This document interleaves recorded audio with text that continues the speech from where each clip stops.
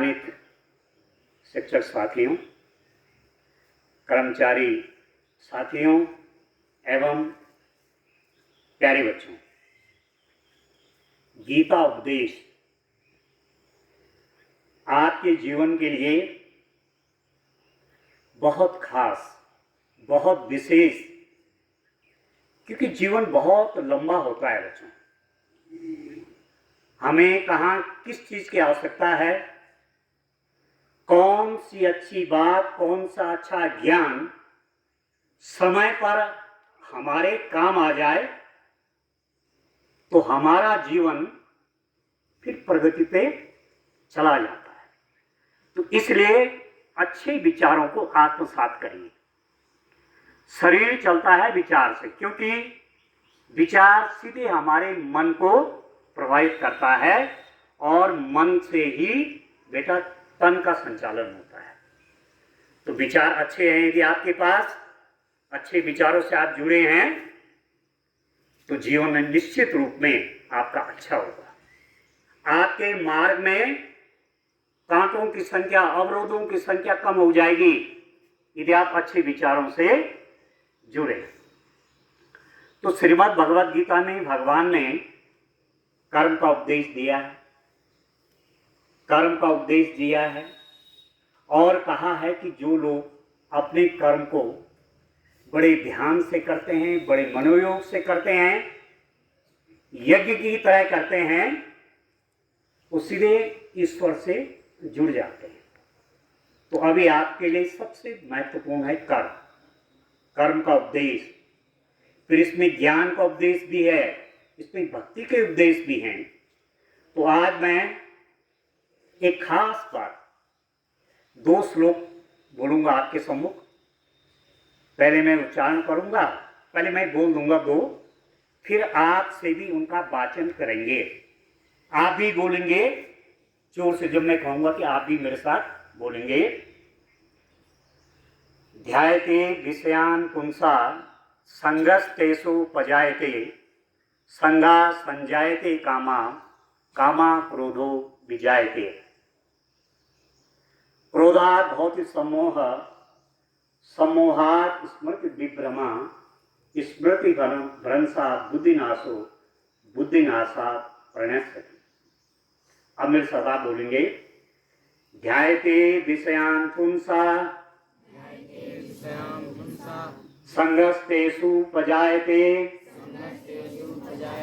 संगा संजायते कामा, संगा संजायते कामा। फिर से बोलिए। ध्यायते विषयान् पुंसा संगेस्तेषु पजायते, संगा संजायते कामा, कामा क्रोधो विजायते, क्रोधात् भवति सम्मोह, सम्मोहात् स्मृति विभ्रमा, स्मृति भ्रंशात् बुद्धिनाशो, बुद्धिनाशात् प्रणश्यति।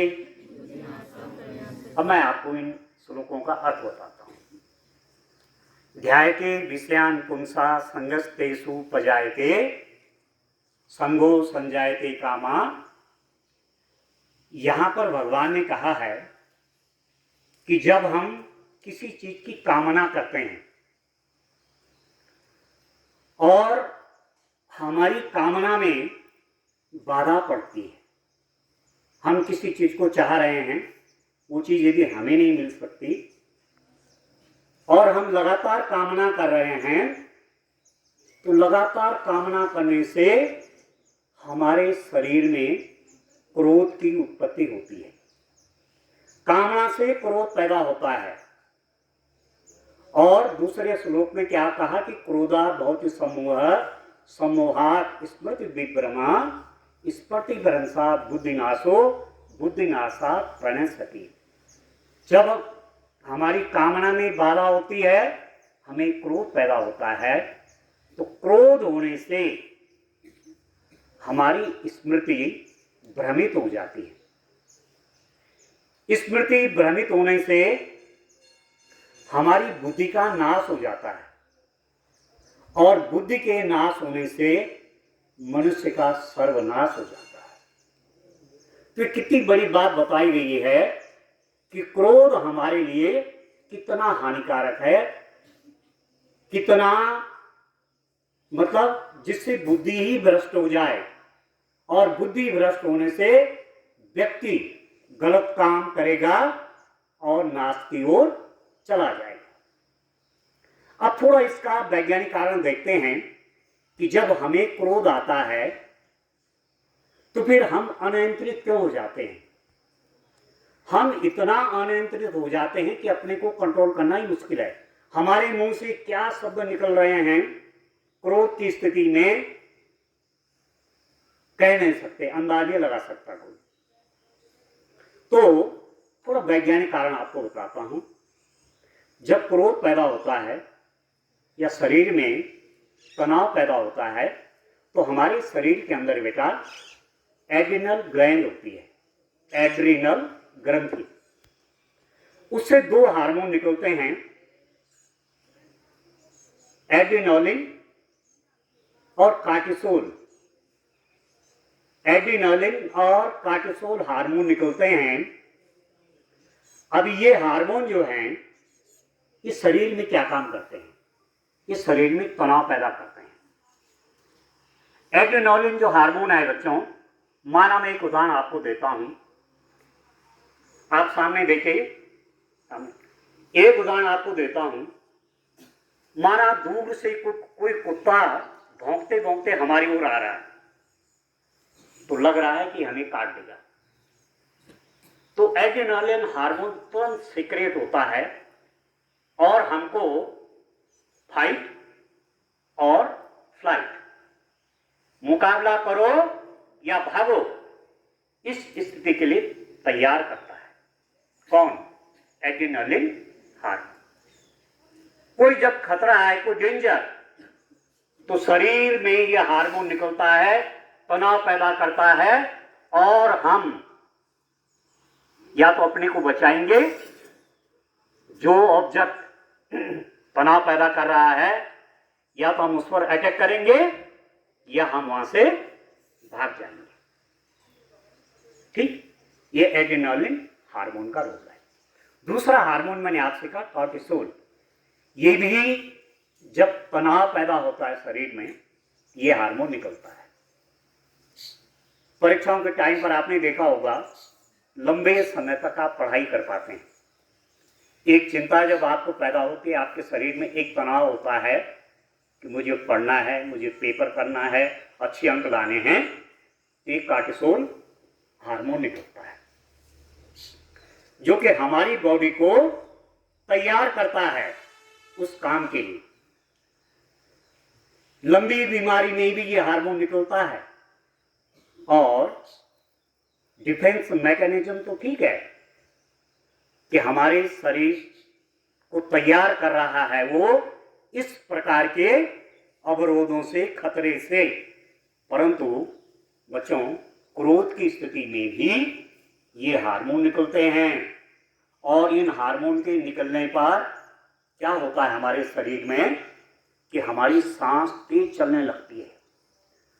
सांस तेज चलने से ऑक्सीजन शरीर में ज्यादा जाने से ज्यादा ग्लूकोज का ऑक्सीडेशन होता है, शरीर में ज्यादा ऊर्जा पैदा होती है, और ज्यादा ऊर्जा पैदा होने से हमारे शरीर की जो मांसपेशियां हैं वो तन जाती हैं, भ्रिकुटी तन जाती है, आंखों की पुतली फैल जाती है और व्यक्ति अटैकिंग नेचर का हो जाता है। और क्रोध आपने देखा होगा, ये बच्चों हमेशा ही नुकसान करता है। तो अभी मैं कुछ दिन पहले अखबार में रुद्रप्रयाग जिले के एक समाचार पढ़ रहा था कि एक बालिका को उसके पापा ने डांटा। स्वाभाविक है, डांट पड़ते हैं बच्चों को, पापा डांटते हैं, आपके टीचर डांटते हैं, कोई घर का कोई बड़ा समाज का कोई आदमी आपको डांट सकता है कभी जब आप गलत करेंगे।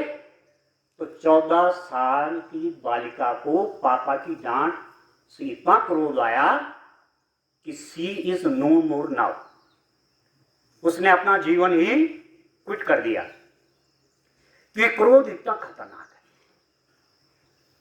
अब देखो इसका इसका इसका मैनिपुलेशन कैसे होगा, इसको हम कैसे कंट्रोल करें। अब मैं इस बात को ज्यादा इसलिए कह रहा हूं कि थोड़ा मुझे भी क्रोध आता है, थोड़ा, है ना। शायद मेरे साथियों को भी लगता हो कि मुझे क्रोध नहीं आता, पर मुझे भी क्रोध आता है। और मैं बहुत टाइम से ये कोशिश कर रहा हूं कि मुझे क्रोध ही ना आए, पर वो सही डायरेक्शन में जाए। क्रोध मतलब एक प्रकार की ऊर्जा है, जैसे सुनामी, जैसे तूफान, बहुत अधिक ऊर्जा है इसमें। सही दिशा में लग जाए तो कुछ क्रिएशन का वर्क हो सकता है। मैं आपको यूरोप का एक महान संत हुए गुज एरिफ एक महान संत हुए। देखो बच्चों, वो बहुत क्रोधी थे, बचपन में जवानी तक बहुत क्रोधी, जैसे कहते हैं क्रोध उनके नाक में, जरा बोला कि जरा इधर सरक, गुस्सा आ गया साहब, इतना गुस्सा आ गया कि घर वाले डरे। और उनके पिता को बहुत चिंता थी कि इस ढंग से जीवन कैसे चलेगा इसका, ये तो बहुत क्रोधी है। तो एक दिन पापा जब अंतिम अवस्था में थे तो पापा ने बिठाया अपने पास कि बेटा आपको बहुत क्रोध आता है और ये ठीक नहीं है, पापा की एक सलाह मान लेना तुम। उन्होंने कहा बोलिए पापा, आप जो बात कहेंगे आज मानूंगा। तो पापा ने कहा कि जब क्रोध आए तो 24 घंटे तक आप कोई रिएक्शन नहीं करेंगे, शांत हो जाएंगे। गुस्सा आए शांत हो जाओ। आप मन में संकल्प करिए कि किसी गुस्से का जवाब मैं 24 घंटे बाद दूंगा। उन्होंने कहा ठीक है, ये तो सरल है, मैं ऐसे ही करूंगा, पर 24 घंटे बाद मैं उसको छोड़ूंगा नहीं। उन्होंने कहा ठीक है, हो गई। पापा और बेटी की बात हो गई पक्का। अब किसी साथी ने क्रोध दिला दिया, कुरकुरा खा रहा वो छीन दिया है, कुछ बोल दिया तो गुस्सा आ गया। अब तुरंत पिता की बात याद आई कि रिएक्शन नहीं करना, कुछ बोलना नहीं है, न शरीर के कोई हाव भाव करने पर। हाँ, 24 घंटे बाद देखूंगा मैं इसको। घर गए, दिमाग में उथल पुथल मच गई कि मेरे लिए उसने ऐसा क्यों कहा, मेरे लिए उसने ऐसा क्यों कहा, मेरे हाथ से उसने ऐसा क्यों छीना। पर जब धीरे धीरे सोचता रहा तो ध्यान आया कि इसमें गलती मेरी भी थी। एक दिन मैंने भी उसका कुरकुरा ऐसी छीन के खाया था, आज उसने भी खा दिया। या एक दिन मैंने भी उसको कुछ गलत बोला था, आज उसने ही बोल दिया। या आज जो उसके मेरे बीच झगड़ा हुआ, उसने मेरे ऊपर क्रोध किया, उसमें गलती मेरी भी थी। तो जब ऐसा सोचा तो सारा गुस्सा शांत हो गया।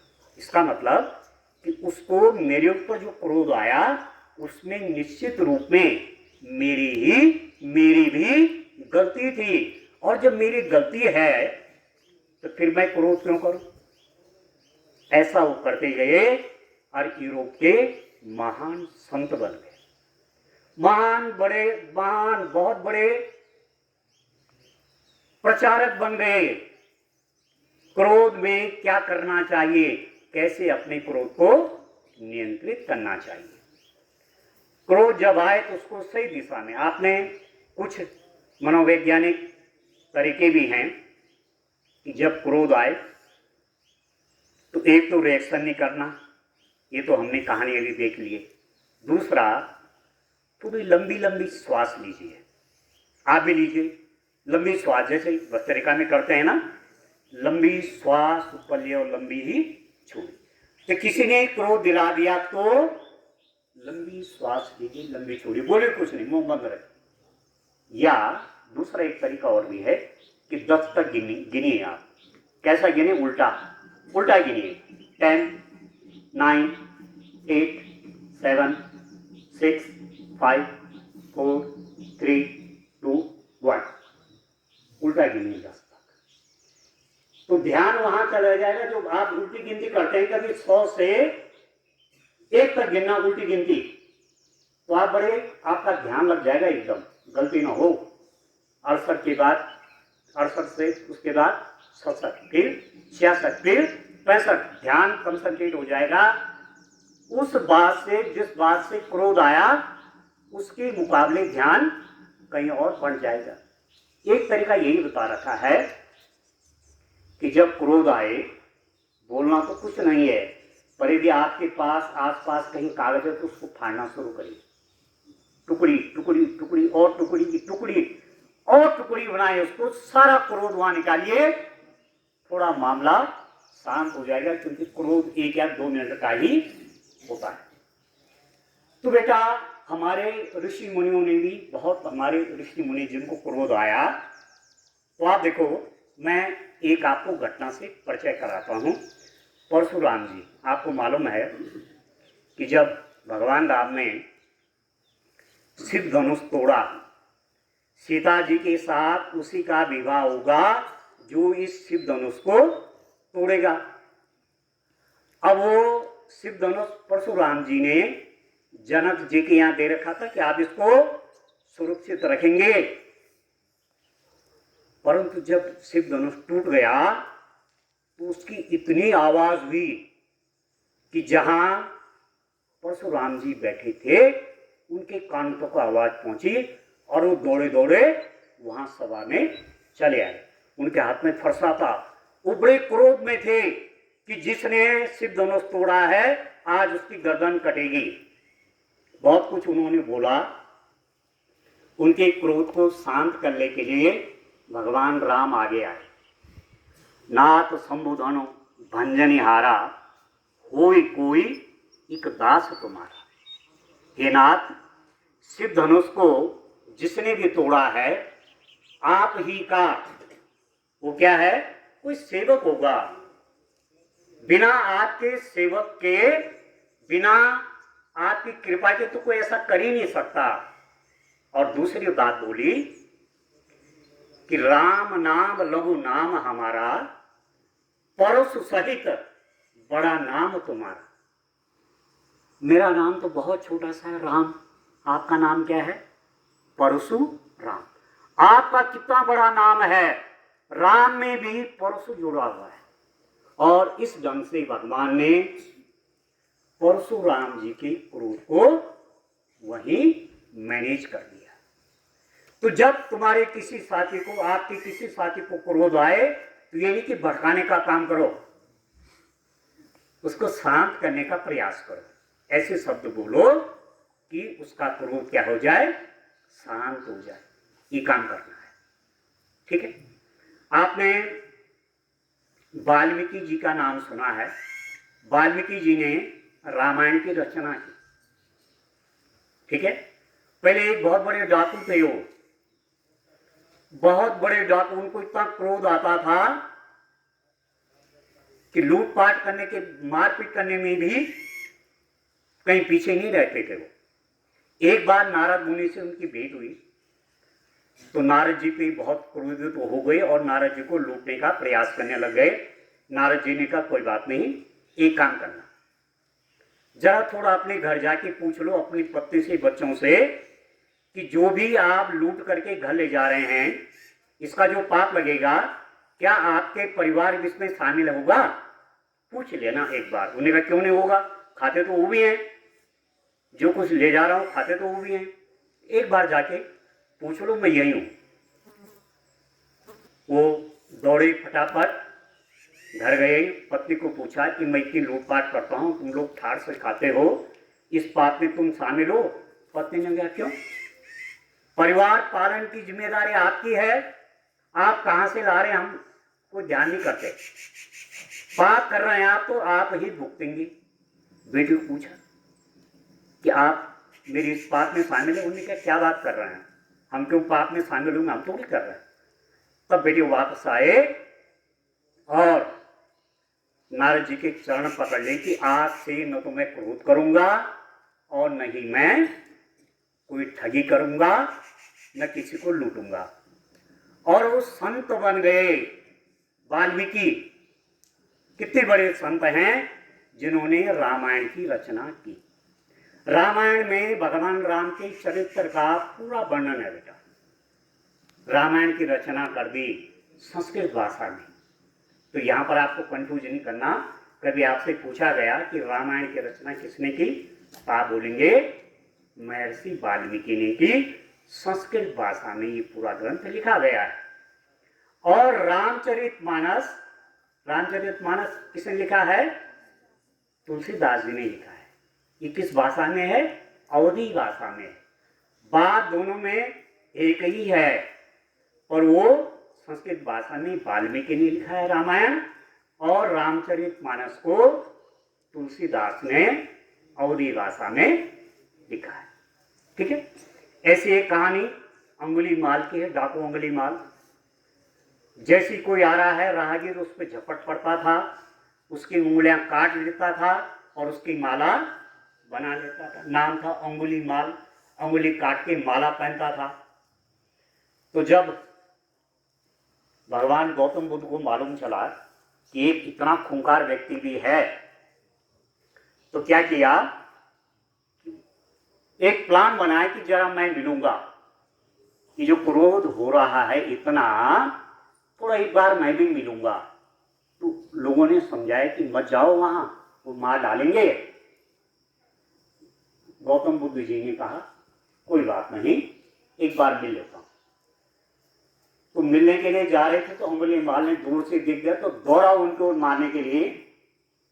जैसे ही भगवान बुद्ध के नजदीक आए, उनके चेहरे में इतनी शांति बच्चों, इतनी शांति कि उस शांति को देख के उनको मोह हो गया कि इतना शांत भी कोई व्यक्ति हो सकता है।